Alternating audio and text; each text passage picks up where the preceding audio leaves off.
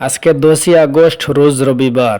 আজকে থেকে ঢাকা হযরত শাহজালাল আন্তর্জাতিক বিমানবন্দরে নতুন নিয়ম চালু হয়েছে। নিয়মটা কি শুনেন। আজকে থেকে কোনো প্যাসেঞ্জার বিদায় দিতে কিংবা কোনো প্যাসেঞ্জার রিসিভ করতে 2 জনের বেশি ঢাকা এয়ারপোর্টের এরিয়ায় প্রবেশ করতে পারবে না। আর যাইতাইনি একজনের লগে 14 জন মিলিয়ে ঢাকা এয়ারপোর্ট গিয়ে ভিড় লাগাইতে।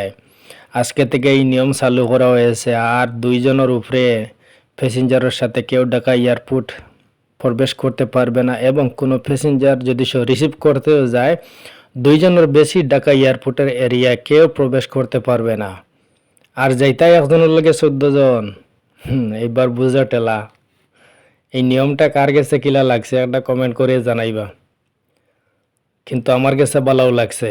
বাইরে গিয়ে যে ভিড় জমায় এক্সট্রা মানুষে, ভিড়ের কোনো শেষ নাই।